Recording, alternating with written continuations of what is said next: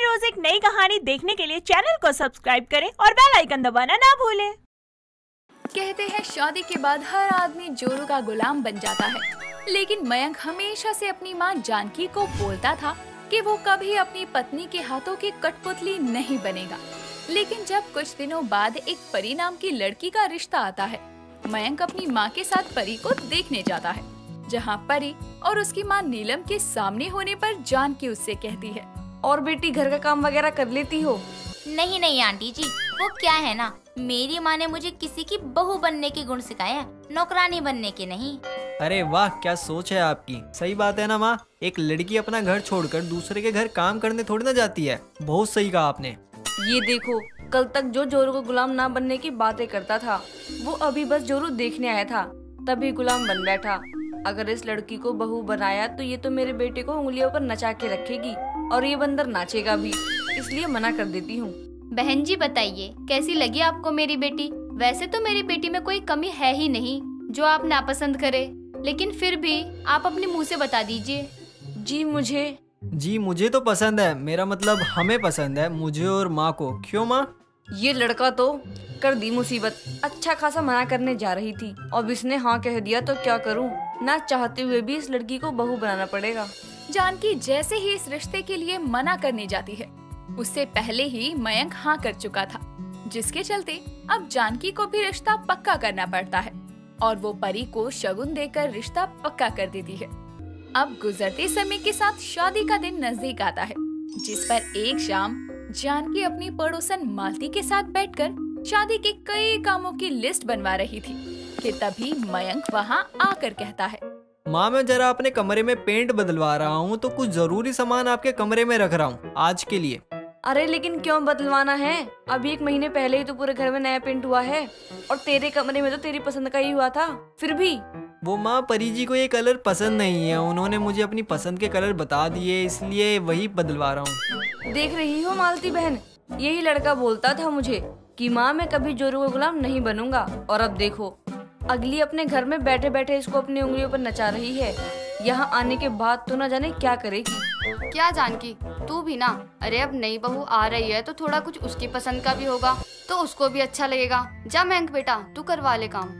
जानकी अब अपने बेटे के लिए खुश तो थी, लेकिन उसको ये चिंता थी कि कहीं उसके बेटे को उसकी बहू अपने पीछे इतना ना घुमा ले कि उसको अपनी माँ का ही होश ना रहे।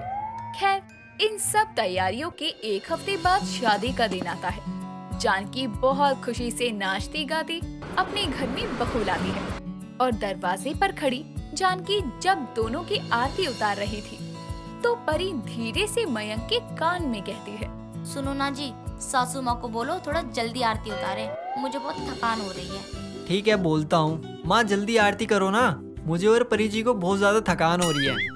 मयंक की बात सुनकर वहाँ खड़ी मालती उससे कहती है, मयंक बेटा, रस्मों रिवाजों में भी थोड़ा समय लगता है और तुम्हारे बड़े अगर किसी चीज में समय लगा रहे हैं तो वो तुम्हारे भले के लिए ही है।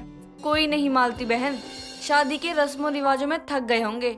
चल बहू, इस कलश को पैरों से गिरा के अंदर आ जा और फिर जाकर आराम कर ले। परी जल्दी से कलश को गिराकर घर के अंदर आती है और फिर बिना अपनी सास और बड़ों के पैर छुए मयंक के साथ आराम करने कमरे की तरफ चल देती है। नई बहू के ऐसे तेवर देखकर मालती जानकी से कहती है, जानकी, आज लग रहा है तू सही कह रही थी, तेरी बहू ने तो मयंक को अभी से ही अपनी उंगलियों पर नचाना शुरू कर दिया।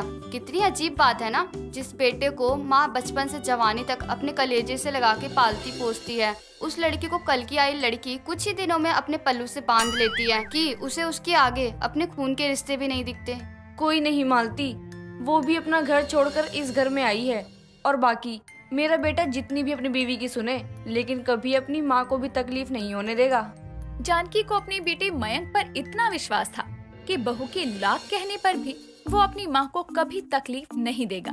लेकिन अगली ही सुबह जब परी की पहली रसोई की रस्म थी, तो वो उस रस्म के लिए जल्दी उठने के बजाय अपने साथ सो रहे मयंक को जगा कर कहती है, मयंक जी देखो, अभी माँ जी शायद मुझे उठाने आए, वो भी पहली रसोई की रस्म के लिए, तो आप ऐसा करना, आप बोल देना मैं थकी हुई हूँ, आज नहीं कर पाऊंगी ये रस्म।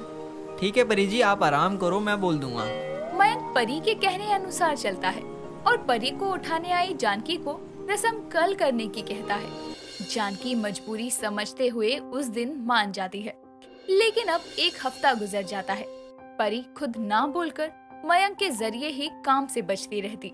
लेकिन एक हफ्ते बाद जब मयंक शादी के बाद पहली बार काम पर जाता है तो उसके पीछे से जानकी परी से कहती है, बहू अब अगर तुम्हारा आराम अच्छे से हो गया हो तो आज जरा पहली रसोई की रस्म कर लो। नाश्ता करवाकर मैंने मयंक को काम पर भेज दिया है, तो तुम अब दोपहर के लिए कुछ मीठा बना लेना।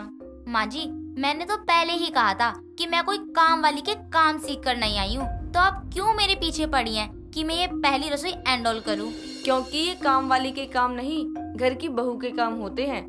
और बहू, तुझे अगर कुछ कहना होता है तो मुझे सीधा आकर बोला कर। मैं तुझे कोई काम कहती हूँ तो तू मयंक से उसका जवाब दिलवाती है मुझे। क्या जताना चाहती है कि तू अपने पति को उंगलियों पर नचाने वाली बहू है? ये सही है, बहू को आए हुए एक हफ्ता नहीं हुआ और उस पर इल्जाम लगाने शुरू कर दिया आपने कि पति को उंगलियों पर नचा रही है। अरे आपका बेटा कोई दूध पीता बच्चा नहीं है जिसको मैं अपने इशारों पर नचवाऊं और वो नाचेगा। इतना बोलकर परी अपने कमरे में चली जाती है और वो ये सारी बातें मिर्च मसाला लगाकर मयंक को बताती है। शाम के समय जब मयंक घर आता है तो जानकी उसे कहती है, आ गया बेटा, बैठ, मैं तेरे लिए पानी लेकर आती हूँ। नहीं माँ, मुझे नहीं पीना पानी वानी। परी जी, कहाँ हो परी जी?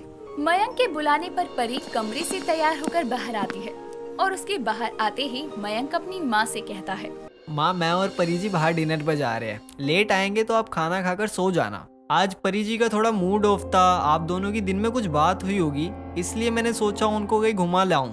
अगली अपना घर छोड़कर मेरे लिए आई है। सही बोला बेटा, जा ले जा। मयंक परी को पहले ही डिनर के लिए तैयार होने के लिए बोल देता है और अपनी माँ को झूठे मुंह भी नहीं पूछता कि उसको भी जाना है या नहीं। अपने लाडले बेटे को इतना बदलते देखकर जानकी की आंखों में आंसू आ जाते हैं और वो मालती को कॉल करके कहती है, मालती आज होने वाले सत्संग में चलेगी?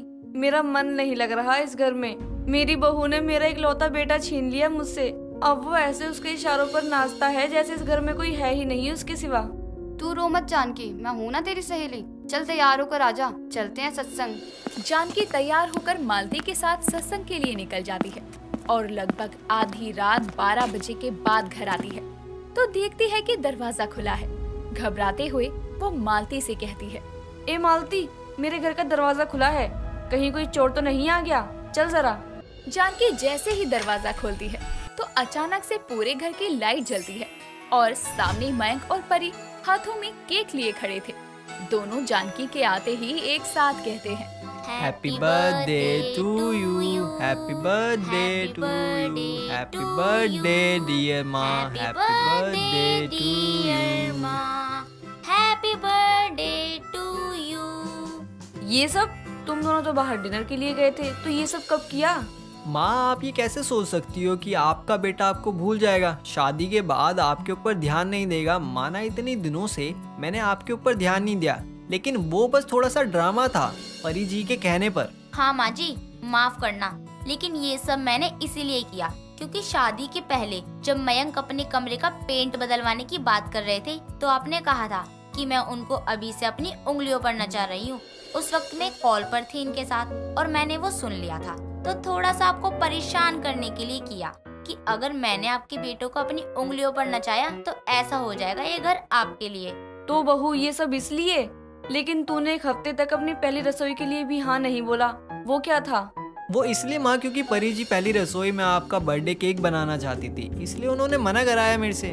माँ जी माफ करना, मैंने आपको परेशान किया, रुलाया, लेकिन मेरे लिए आप मेरी सास नहीं माँ समान हो। और अगर मैं अपना घर छोड़कर आई हूँ तो यहाँ मैं आपको दुश्मन नहीं दोस्त बनाऊंगी, क्योंकि मयंक से पहले आप होगे मेरे साथ। इसलिए आप ये कभी मत सोचना कि मैं आपके बेटे को अपनी उंगलियों पर नचवाऊंगी, वो भी आपके खिलाफ करके, कभी नहीं। मुझे माफ कर दे बहू, मैंने भी ना जाने क्या क्या सोच लिया था।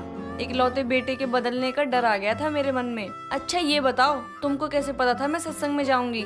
आप हमेशा उदास होती हो तो सत्संग ही जाती हो, इसलिए हमने अनुमान लगाया। और बाकी अगर आप नहीं जाती तो हम मालती आंटी को कहकर आपको जबरदस्ती भेज देते।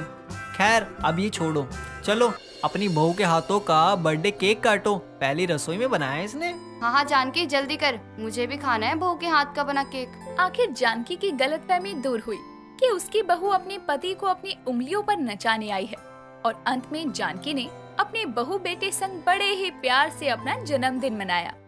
दोस्तों, अगर आपको ये कहानी पसंद आई तो इसे लाइक करें, शेयर करें और कमेंट करके बताएं कि कहानी में आपको सबसे अच्छा क्या लगा।